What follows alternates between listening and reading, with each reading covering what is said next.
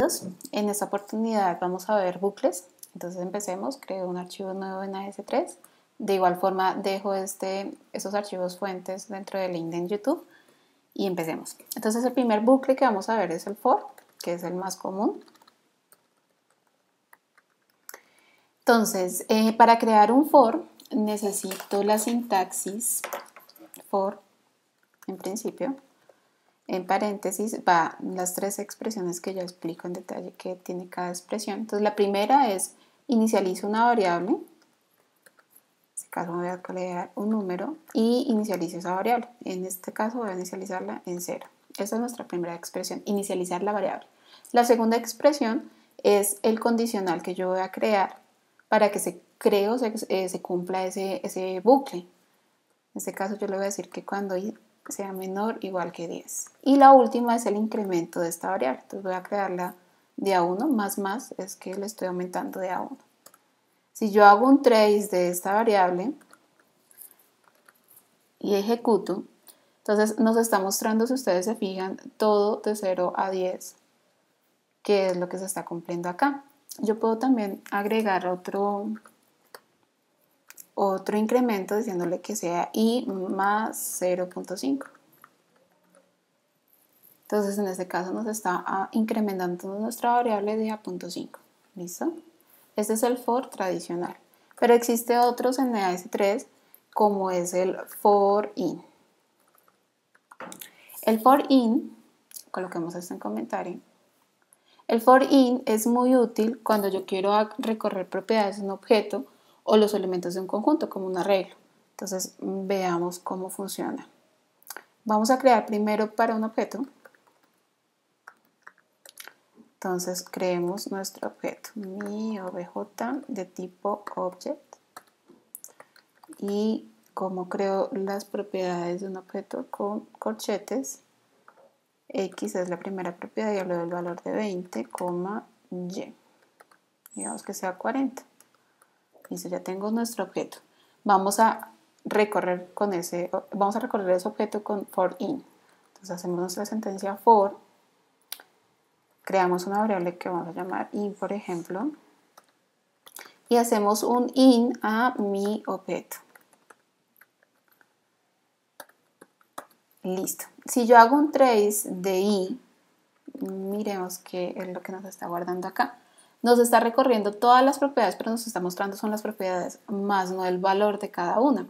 Entonces, ¿cómo hago para acceder al valor de cada una de las propiedades del objeto? Entonces vamos aquí a arreglar esto, colocando esto acá, y vamos a decirle que mi objeto con corchetes cuadrados le agrego la variable i. Listo. Upa, tengo un error. Mi objeto lo tengo en minúscula. Listo. Entonces allí nos está mostrando ya la propiedad de cada uno de los objetos y el valor de cada uno de esos atributos o propiedades. Hagámoslo ahora con un arreglo. Arreglo. Entonces creemos un arreglo, var mi arreglo de tipo array. Y como le doy propiedades a ese arreglo con corchetes cuadrados. Vamos a crear aquí 1, eso es un elemento de un conjunto, se llama esto. En este caso el conjunto es nuestro arreglo. Y vamos a recorrer esos elementos. Entonces for var, coloquemos aquí ya j porque ya tenemos el i utilizándolo arriba. Y mi arreglo. Coloquemos esto acá abajo y ya. Miremos esto. Miremos que nos está imprimiendo esto, entonces nuestro j. Cuando miramos, nos está imprimiendo son las posiciones, entonces nos está diciendo, tiene 3 posiciones. Recuerden que un arreglo comienza desde 0. Entonces, ¿yo cómo hago para acceder a los elementos de ese arreglo? Pues entonces yo tengo que colocar mi arreglo entre corchetes cuadrados, va al j y imprimo. Y ahora sí nos está recorriendo los elementos de ese arreglo. ¿Listo? Bueno, veamos otro muy interesante que es parecido al for in y es el for each in.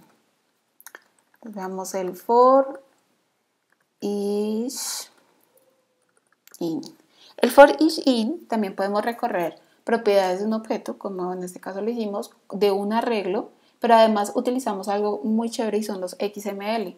Entonces hagámoslo en principio con el objeto. Voy a copiarlo tal cual y miremos qué pasa si yo le agrego la sentencia o la sintaxis es each, aquí for each, y lo mismo sería de arriba. Si yo imprimo y ejecuto, se fijan que de una vez me está mostrando los elementos, o sea, los valores de las propiedades, contrario a lo que nos estaba ocurriendo arriba, que nos estaba mostrando solamente qué propiedades tenía ese objeto. Entonces esa es la diferencia con for each. Ahora hagámoslo con un objeto, tal cual. Con el objeto, entonces de igual forma, imprimamos J, pero ya no es un for solito, sino un for each. Ejecutamos. Y se fijan, sin necesidad de yo decirle en qué posición va mi arreglo, ya de una vez me está poniendo los elementos. Y veamos el interesante que es con el XML. Con el XML entonces voy a crear una variable que voy a llamar mi XML, tipo XML, y vamos a crearla. Entonces aquí voy a colocar un usuarios, que es nuestro papá, usuario. Toda etiqueta que yo abro tengo que cerrarla, igual que como lo hago en HTML. Y aquí vamos a colocar nombre. Toda etiqueta que abro tengo que cerrarla en XML.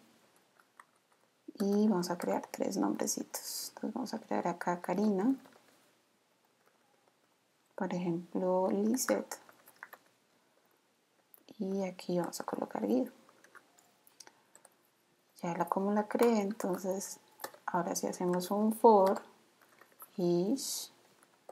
Yo creo mi variable k de tipo string también y quiero que me haga en my xml punto que me muestre todos los nombres, que me lo recorra.